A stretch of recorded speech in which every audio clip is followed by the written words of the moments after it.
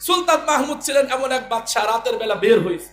খুব মনোযোগ দিয়ে শোনেন, শেষের দিকে যাই দেখি একটু প্রজাদের খোঁজ খবর নেই, কেমন হালাতে আছে। হযরত ওমর 10 থেকে 12 বছর অর্ধ পৃথিবী শাসন করছেন, একটা রাত ঘুমায় না। আরে শাসক রে, একটা রাত ঘুমায় নাই, কানতেন আর বলতেন, আল্লাহ রে, ফুরাত নদীর তীরে কোনো কুকুরও যদি পানির তৃষ্ণায় মারা যায়, তুমি তো ওমরে ছাড়বা না। চিন্তা করছেন তাদের অবস্থানটা কি?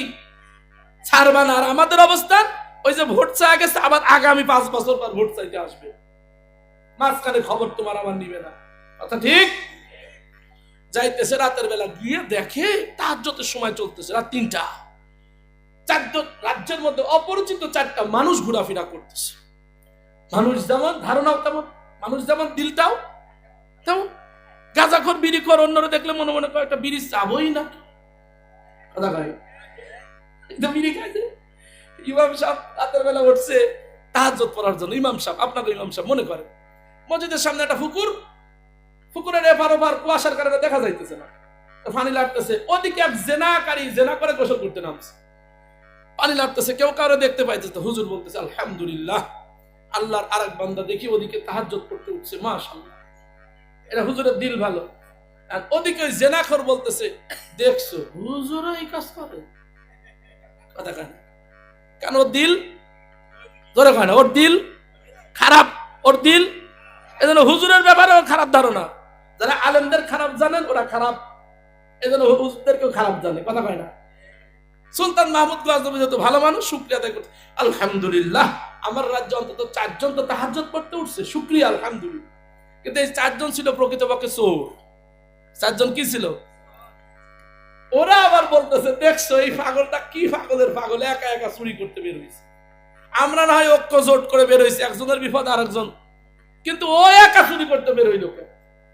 বাচ্চা কইতেছে, যাই আল্লাহর ওয়ালাদের একটু খোঁজ খবর নেই। কাছে যাওয়ার সঙ্গে ওরা বলতেছে, এই ভাই আপনি এত বোকা কে? হ্যাঁ, মানে ওরা বাচ্চারা ছিল বোকা, মানে আপনি একা একা চুরি করতে বের হয়েছেন, আমরা তো দেখছেন 4 জন বের হয়েছি।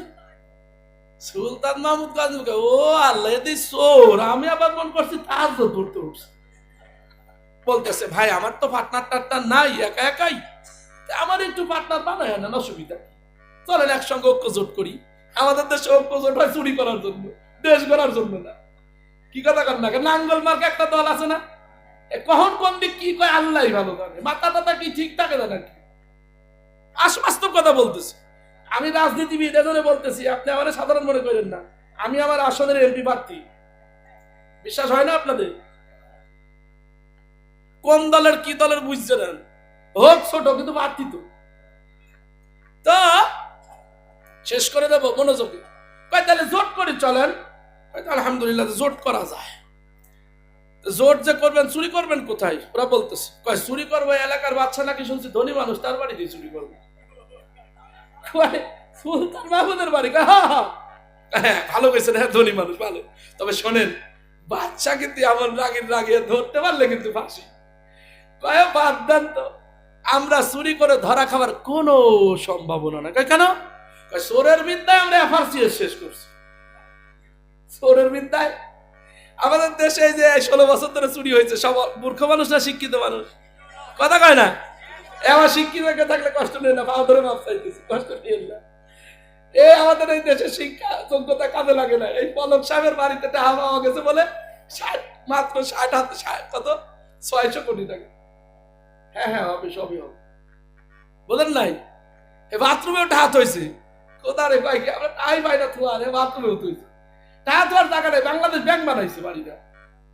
ঠিক 600 কোটি টাকা যদি সিরিয়াল করেন, হেনতে বগুড়া শহর পার হয়ে যাবে, তাও টাকা ফুরাবে না। আল্লাহ মাফ করুক, আল্লাহ সবাইরে মাফ করুক, বলেন আমিন। ওরা আমাদেরই ভাই, আল্লাহ বুঝ দিক, কথা ঠিক না?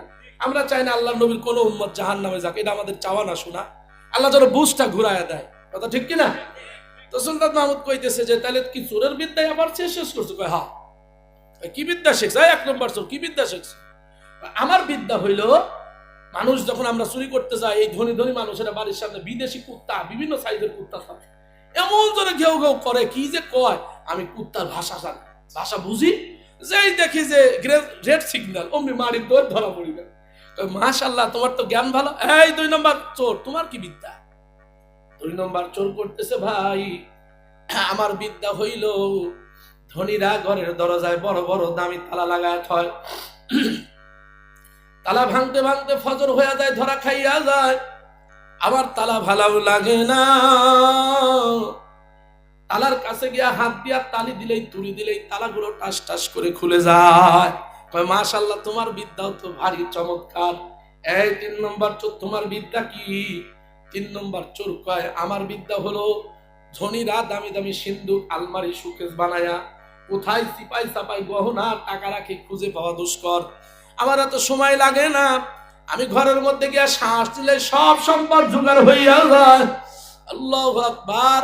বাদশাহ ডাক দিয়ে কয়, 4 নম্বর চোর, তোমার যোগ্যতা কি? 4 নম্বর চোর কয়, ভাই আমার যোগ্যতা হলো রাতের অন্ধকারে যারে দেখি দিনের আলোতে তারে চিনি। ও বাদশাহ, আমার চেহারাও দেখা লাগে না, কথাও শোনা লাগে না, আমি তারে চিনে ফেলাই। কয় মাশাআল্লাহ, তোমার ডিগ্রিও তো ভালো, চলো চুরি করতে যায়। 4 জন কয়, রাখেন মিয়া, আমাদের এত বড় বড় ডিগ্রি, আপনার ডিগ্রি কি? আপনি তো ভাগ সমানই নেবেন। বাচ্চারে কইতে, আপনার ডিগ্রি কারে কয়? বাচ্চারে। বাচ্চা কয়, হ্যাঁ আমারও একটা ডিগ্রি আছে। কয় কি ডিগ্রি? কয় আমি যদি দাড়িগুলো ডান দিকে নাড়া দেই ফাঁসির আসামি মাপ, আমি যদি দাড়িগুলো বাম দিকে নাড়া দেই যাবজ্জীবনের আসামি মাপ। 4 জন চোর লাফ দিয়া বাচ্চারে জড়ায় ধরছে। কয় ভাই, এমন একজন পার্টনারই আমাদের লাগবে, আমাদের যত বিদ্যায় থাক মাঝে মাঝে ধরা খায়া যায়, এমন একজন পার্টনার থাকলে ফাঁসিও মাপ যাবজ্জীবন মাপ, অপেন আমরা চুরি করব। কি কথা কর? আল্লাহু আকবার। কয় তাহলে চলেন যাই, গেছে বাচ্চার বাড়িতে। এ ভাই যাবেন যে বাচ্চার বাড়ি কি আপনি চেনেন? চিনি মানে? হ্যাঁ, জানলা দরজা টয়লেট বাথরুম সবই চিনি। কি বাচ্চা নিজের বাড়ি চেনে না? চলেন ভাই। বাড়ির সামনে চলে গেছে, কুকুর ঘেউ ঘেউ করে ডাক দেওয়া শুরু করছে। ওরা বলতেছে, এই কুকুরের বিদ্যা, কি কয় রে? হ্যাঁ কি কইতেছে? কয় ভাই জীবনে চুরি করছি, এমন পাগলা কুকুর আমি কোনোদিন দেখি নাই। পাগলা কুকুর? হ্যাঁ পাগলা কুকুর। কি কয়? এই কুকুর কইতেছে, বাড়ির লোকেরা সাবধান, বাদশা মেহমান নিয়া বাড়ি ঢোকে। আমরা ঢুকি চুরি করতে, আর কুকুর কয় বাচ্চা বলে মেহমান নিয়ে যাইতেছে। এরে রাত্র 3টা বাজে, বাচ্চা কুকুর দেখছে, কয়েকজন বাচ্চার সাথে মানুষ আছে, বাচ্চার বন্ধুই হবে। কি কথা ঠিক কিনা? কুকুর পাগল না ও পাগল? জোরে কর না কেন? বাচ্চা কয় বাদ দাও, সামনে চলো। সামনে চলে গেছে, তুড়ি দিয়েছে, তালা খুলে গেছে, ঘরের মধ্যে গিয়া শাসতেছে। সব সম্পদ জোগাড় হইয়া গেছে, সম্পদগুলো সমান সমান করে 5টা ভাগ লাগাইছে। বাচ্চার বাড়ির সম্পদ বলে কথা, এত সম্পদ নেওয়া যাবে কেমনে? এক্ষুনি রওনা দিবে। বাচ্চা এবার একটু কৌশল করতেছে। কয় ভাই দাঁড়াও দাঁড়াও, আমাদের মধ্যে যেহেতু এমন একজন চোর আছে যার ফাঁসিও মাস যাবজ্জীবন যার কারণে মাফ হইয়া যাবে, দূর থেকে আমরা চুরি করতে আসছি, ক্লান্ত হয়ে গেছি, আবার এত সম্পদ নিয়ে একটানা হেঁটে এত দূরে যাইতে পারবো না, আসুন আমরা একটু আরাম করি, বিশ্রাম করি, এরপরে যাওয়া যাবে। 4 জন চোর যুক্তি মেনে নিয়েছে, কথা তো ঠিকই, তাইলে আমরা একটু বিশ্রাম করি, আরাম করি। ক্লান্ত মানুষ সারা রাত হাঁটছে, শুইতে দেরি হয়েছে, ঘুমাইতে দেরি হয় নাই। আল্লাহর বান্দারা ঘুমাইয়া গেল, ফজরের আজান হইয়া গেছে। বাদশাহ ঘরের থেকে বের হইয়া বাহিরে গিয়া তালা লাগায়াম আল্লাহ নামাজ পড়তে মসজিদে গেছে। ফজরের নামাজ পড়ে মুসল্লিদের মধ্যে ঘোষণা দিতেছে, রে মুসল্লিরা, আমার প্রজারা, আমার বাড়িতে চুরি হইছে, 4 জন ভিনদেশী চোর ধরা পড়ছে, এক্ষুনি রাজ দরবার কায়েম হবে, বিচার হবে, দৌড়ায় আসো। আল্লাহু আকবার ঘোষণা শুনিয়া হাজার হাজার মানুষ রাজ দরবারে হাজির। সুলতান মাহমুদ শাহী চেয়ারে বসে গেছে,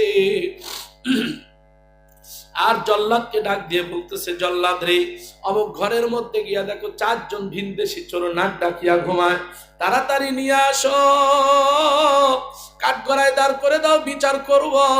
আল্লাহু আকবার। 4 জন চোর ঘুমের থেকে উঠিয়া কাঠগড়ায় দাঁড় হইয়া গেছে। বাদশাহ শক্ত বিচার করবে, নিশ্চিত ফাঁসি। বাদশার বাড়িতে ধরা পড়ছে, তিনজন চোর থর থর থর থর করে ভয়ে কাঁপতেছে, কিন্তু একজন চোর ভয় করে না, মিট মিট মিট মিট করে হাসতেছে। বাদশা ধমক দিয়ে কয়, এ চোরের লিডার, তোমার দিলে কি ভয় নাই? তুমি বাদশার বাড়িতে চুরি করে ধরা খাইছো, তুমি কেন মিট মিট মিট মিট করে হাসো? আল্লাহু আকবার। চোরের লিডার কয়, বাদশা রে,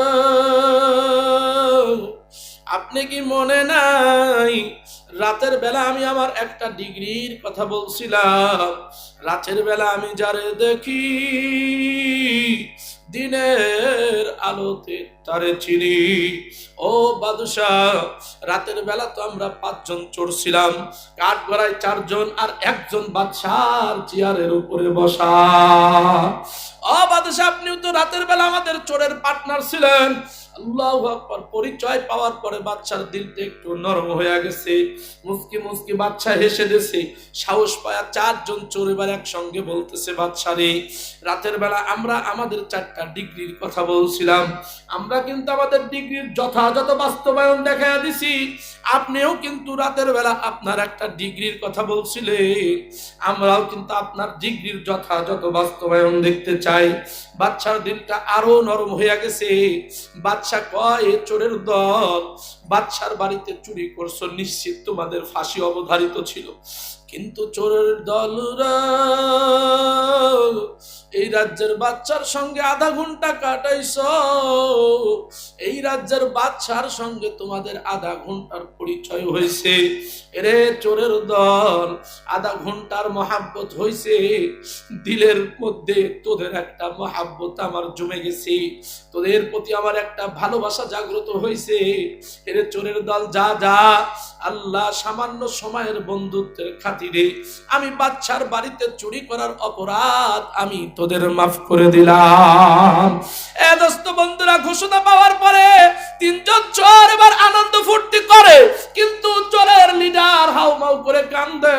আল্লাহু আকবার। বাদশা আবার চিল্লায়া ডাক দিয়ে কয়, ওরে চোরের লিডার, মাফি তো করে দিলাম, তারপরেও কেন তুমি কান্দো? ব্যাপার কি? তোমার কান্নার কারণ কি? চোরের লিডার কয়, হুজুর, দিলের মধ্যে আমার একটা ব্যথা ঢুকে গেছে, হুজুর একটা কথা দিল আমার কান্দায়, আমার দিল আমার একটা কথা দিয়া কান্দায়া দিছি। কয়, কোন কথা তোমারে কান্দায়? কয়, আমারে কান্দায়, আরে সামান্য এক রাজ্যের বাদশার সঙ্গে যদি আধা ঘন্টার মহাব্বতে ফাঁসি থেকে বাঁচা যায়, যেই মালিক আমারে এত কষ্ট এত মহাব্বত করে বাঁচায় রাখছে, যেই মালিক প্রতিদিন আমারে টাইম টাইম খানা পৌঁছায়া দেয়, যেই মালিক রাত 3টায় পানির পিপাসা লাগলে পানি খাওয়ায়া দেয়, তৃষ্ণায় মারে না, আল্লাহ, যেই মালিক আল্লাহ 70-60 বছর গুনাহ করছি আমারে কোনোদিন বলে না, যেই মালিকের এত নাফরমানি করি আমারে বলে না, যেই মালিক আমারে অন্ধ বানায় নাই, বুবাও বানায় নাই, যেই মালিক আমারে হাত পা গুলো এখনো ভালো রাখিয়া দিছে। আল্লাহু আকবার। বাদশারা জীবন ভর যদি ওই মালিকের মহাব্বতের গোলাম হইতে পারতাম, জিন্দগি ভর যদি আমার মালিকের মহাব্বতের চেষ্টা করতাম, আল্লাহ হায়াত যদি আমার মালিকের মহাব্বতে কাটায়া দিতাম। এরে বাদশাহ,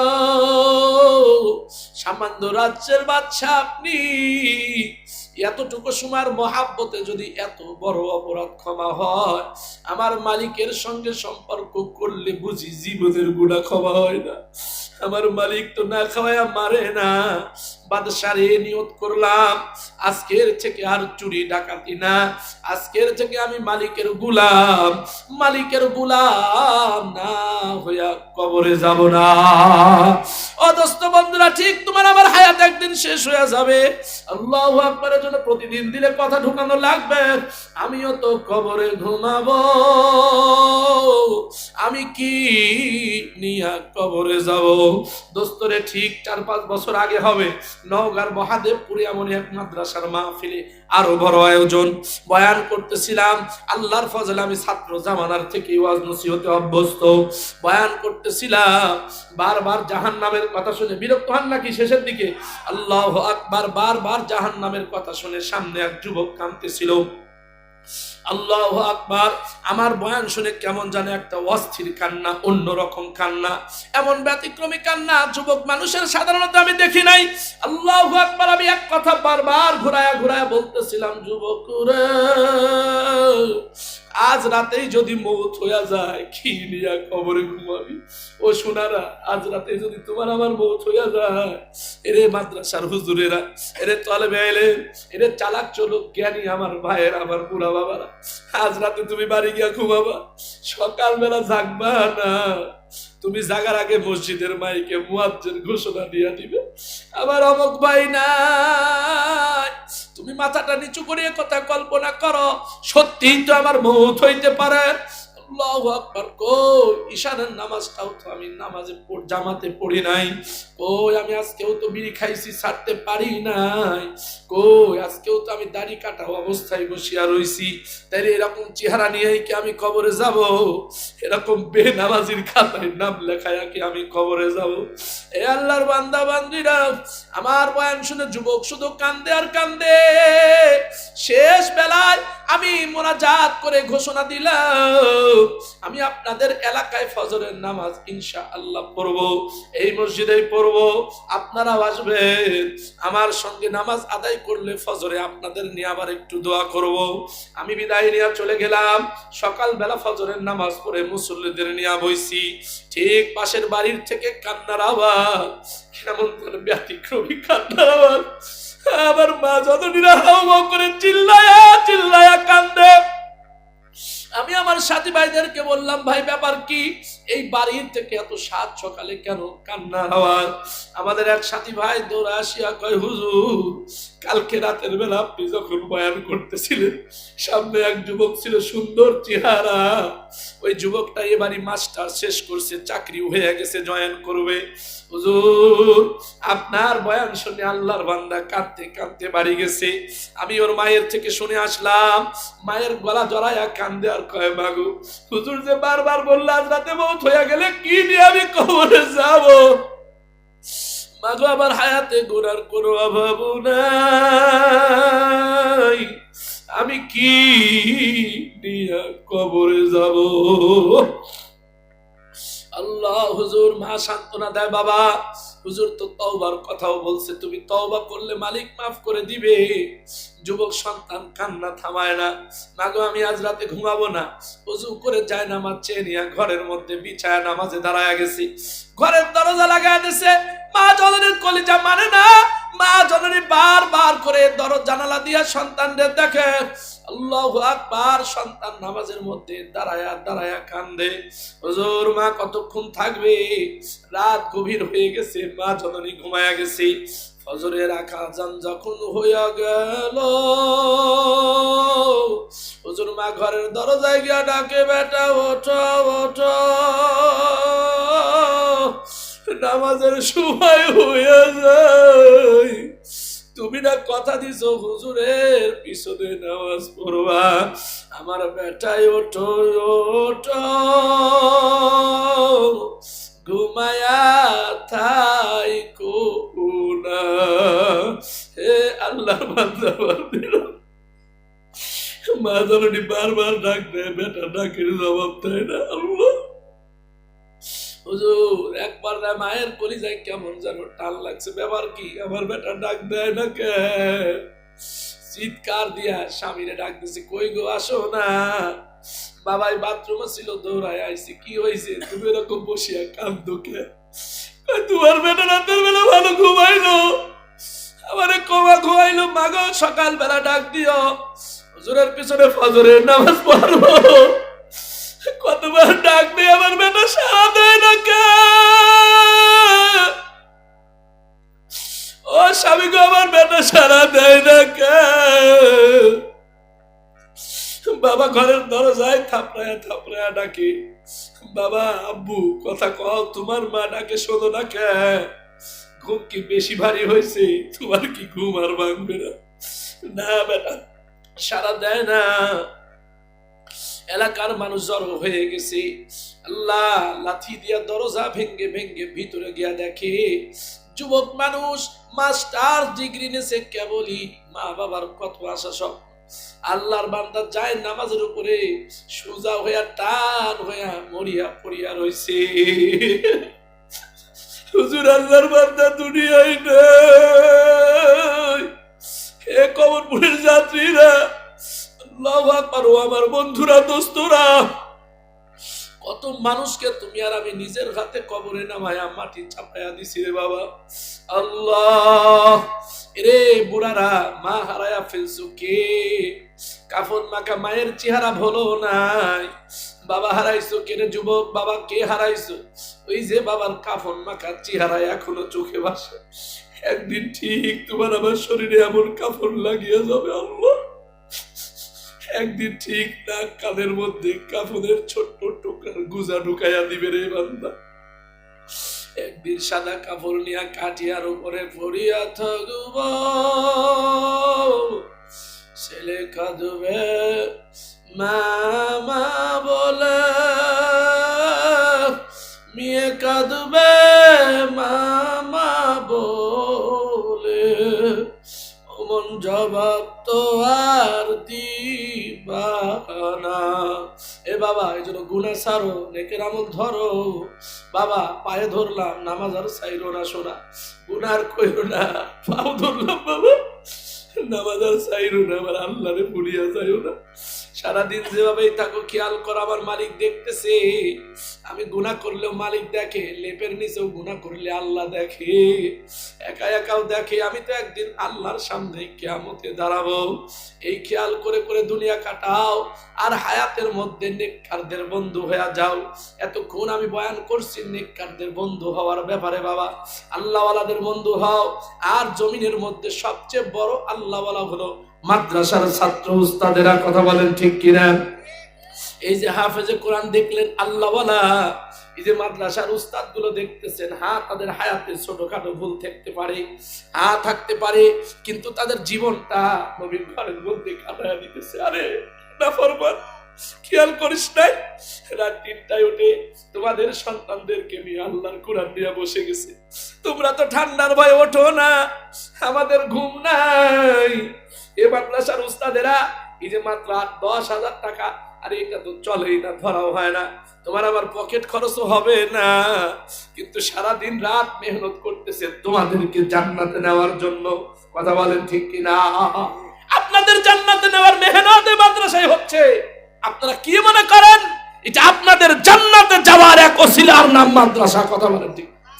আপনাদের জান্নাতে যাওয়ার এক ওসিলা, এটা আপনাদের জান্নাতে যাওয়ার এক ওসিলা। বুখারীর দর্শে বসে আমার উস্তাদের থেকে শুনেছিলাম, আমার উস্তাদ বলতেছে আলেমদের তালেবে ইলমের বন্ধু হইলে লাভ কি শুনবানি? কই আমি যখন দারুল উলুম দেওবন্দে পড়ি, ওই সময় আমার উস্তাদ আমারে শুনিয়েছিল, ভারতবর্ষের এক মদখোর যুবক সারাদিন মদ খাইতো, মানুষ গালি দেয়, বকা দেয়, ধনির ছেলে, ঢুলিয়া ঢুলিয়া রাস্তায় হাঁটে, মানুষ কয় খবিসটা মরে না কে, মানুষ বদদুয়া দেয়। একদিন রাতের বেলা মদখোর মাথার মধ্যে মদের ভাণ্ড নিয়ে রাস্তা দিয়া যাইতেছে, মদ খায়া ঢুলতেছে, রাত গভীর হয়ে গেছে, মনে করেন এই রাস্তা যাইতেছে, এখানে এক তালেবে ইলম মাদ্রাসার ছোট্ট এক ছাত্র হাতের মধ্যে কোরআন নিয়ে ঠান্ডার মধ্যে জুস্তার আলোতে দাঁড়ায় কোরআন পড়তেছে। আল্লাহ কার দিল কখন ফিরাইয়া দেয়। দোস্তরে, যুবক মানুষ থমকিয়া দাঁড়ায় গেছে। রে মাদ্রাসার ছাত্র, তুই অমুক মাদ্রাসার ছাত্র না? কয় হ, আমি অমুক মাদ্রাসার ছাত্র। কয় তুই এই ঠান্ডার মধ্যে এখানে দাঁড়ায় কোরআন কেন পড়ো? তোমার ঘরে কি কেরোসিনের তেল নাই, বাতি নাই? ছোট্ট তালেবে ইলম কান্দে আর কয় ভাই, আমার বাবা মারা গেছে, মায়ে মাদ্রাসায় ভর্তি করে দিয়েছে, হুজুর আমার হেফজখানার সবক দিয়েছে, বাড়িতে আসছি, কালকে সকালে আমার সবক শুনাইতে হবে, বাড়িতে বাতিতে তেল নাই, কেরোসিন না থাকার কারণে পড়তে পারি নাই, এজন্য নিয়ত করছি, আল্লাহরে কইছি, আল্লাহ রে তোর কোরআন তোর আলোতেই দাঁড়ায়া পড়বো, তোর কোরআন তোর আলোতে আমি পড়বো, এজন্য জুস্তার আলোতে দাঁড়ায় আমি কোরআন পড়তেছি। যুবক মদখোর দিলের মধ্যে এই কথাটা এমন আঘাত করছে। আরে মাদ্রাসার ছোট্ট তালেবে ইলম কেরোসিনের অভাবে কোরআন জুস্তার আলোতে পড়ে, আর আমি এত ধনী মানুষ সারাদিন মদ খায়, মদের ভাণ্ড মাথায় নিয়ে নিয়ে ঘুরি, হয় না, হয় না, না হয় না। আল্লাহ মদের ভাণ্ড ফেলাইয়া দিয়া দৌড়াইয়া বাজারে গেছে, দোকানদারকে ডাক দেয়া, কে রে দোকানদার, ওঠ না ভাই, ওঠ ওঠ, দোকানদার কণ্ঠের আওয়াজ পেয়ে গালি দেয়, এরে মদ খো, সারাদিন জ্বালাইছো, এত গভীর রাতে আবার মদ খাইতে আইছো? না ভাই, না না, মদের জন্য আসি নাই। আল্লাহর এক ছোট্ট তলবে আলেমকে দেখলাম আল্লাহর কোরআন পড়তেছে ঠান্ডার মধ্যে দাঁড়া জ্যোৎস্নার আলোতে। এ ভাই, পকেটে টাকা নাই, একটু কেরোসিনের তেল দে, তলবে ইলমের কোরআন পড়ার ব্যবস্থা করে দেব, আর কালকে টাকা জোগায়া তোর দোকানের বাকি পরিশোধ করে দেব। দোকানদারের কথা শুনিয়া লাভ দিয়া ঘুমের থেকে উঠে কয়, মত করবে হায়াতের মধ্যে তোর একটাও ভালো কাজ করতে দেখি না, আজ তুই একটা ভালো কাজ করার জন্য আমার উপরে ভরসা করে আমার দোকানে আইছো, যা টাকা লাগবে না, দোকানের শাটার খুলে দিলাম, যত পরিমাণ লাগে তেল নিয়ে যাও। আল্লাহ, মতখোর যুবক তেলের ভাণ্ড নিয়া তলেবে ইলমের বাড়ির দিকে রওনা দিছি। মাছ বাজারে আজরাইল হাজির, সামনে দাঁড়ায় কয়, যুবক রে, একটা কদম আর সামনে দেওয়ার সময় নাই। যুবক কান্দে কয়, আজরাইল, হায়াতের মধ্যে নেকের আমল করি নাই, আজকে একটা নেকের আমল করার জন্য রওনা দিছি, আমার কয়েকটা মিনিট সময়কে দেওয়া যায় না। আজরাইল কয়, যুবক, মৌতের ডাক এসে গেলে ভাই না রে যুবক, সময় দেওয়া যাবে না।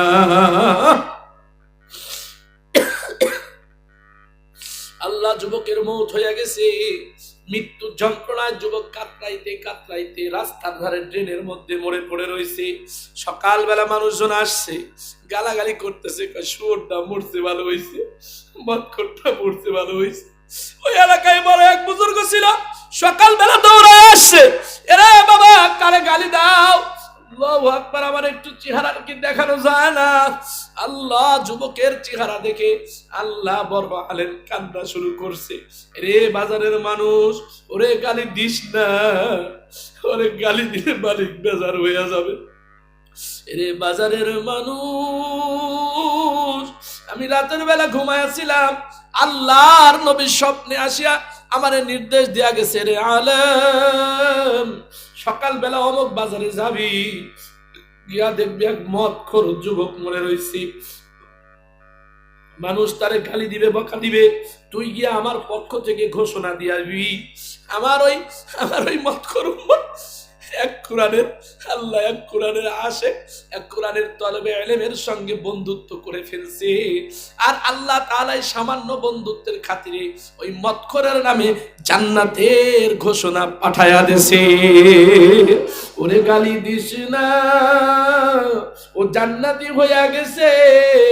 এরে দোস্ত বন্ধুরা, এই যে আপনাদের খাদুলি প্রতাপ খাদুলি হাফিজিয়া মাদ্রাসা, এটা আপনাদের জান্নাতে যাওয়ার একটা ওসিলা। যেভাবে পারেন এদের পাশে দাঁড়ায়া যান, টাকা দিয়া পারেন দেন দেন, আর সময় দিয়া পারেন দেন, বাবা অসুবিধা নাই। পকেটের মধ্যে বিকাল বেলা এক প্যাকেট বিস্কুট নিয়ে ওর কাছে গিয়া ছোট্ট এতিম তালেবের মাথায় হাত লাগায় দেবেন, হেরে বাবা তুই কত সুন্দর করে কোরআন পড়ো, আমি পারি না, মনে হইতেছে কখন জানি কবরে যাব, এই নিয়ে তোরে এক প্যাকেট গোপনে বিস্কুট দিয়া গেলাম, আমি গরিব মানুষ, আমার আর নাই, আমার জন্য একটু দোয়া কইর, আমারে ফেলাইয়া কিয়ামতে জান্নাতে যাইও না। আল মারউ মা মান আহাব্বা, নবী বলেন যার সঙ্গে যার মহব্বত তার সঙ্গেই তার কিয়ামত। ও দোস্তজন, আসেন ওয়াদা করি আমরা গুনাহ করব না, নেকের আমল ছাড়ব না, আর উলামা ইকরাম আলেম উলামার বন্ধু হব, তালেবে ইলমদের বন্ধু হব। খবরদার কোন নওজোয়ান, কোন মুরব্বী যদি আলেমদের ভুল নিয়ে সমালোচনা করেন, আলেমদের ভুল থাকতেই পারে, যার ভুল তারে ধরায়া দেন, কোনো অসুবিধা নাই, কিন্তু রাস্তাঘাটে, চায়ের দোকানে, মজলিসে, যেখানে সেখানে যদি সমালোচনা করেন, খোদার কসম বলে গেলাম, আল্লাহ তাআলা কিয়ামতে আপনার জিভ টান দিয়ে ছিঁড়ে ফেলবে, কারণ ওদের সিনায় আছে আল্লাহর কোরআন। কথা বলে, ভুল ওদের হতেই পারে, ওদের সিনায় আছে আল্লাহর কোরআন। এজন্য দোস্ত, এই গভীর রাতে তওবার নিয়তে অল্প সময় আমি আপনাদের কাছে এই মাদ্রাসার ভিখারি হয়ে হাত পাতলাম, মুসাফিরের হাত, যতটুকু পারেন, যার যতটুকু তৌফিক হয়, আল্লাহর কোরআন 30 পারা, এই গভীর রাতে 30টা হাত আপনাদের কাছে দাবি করব।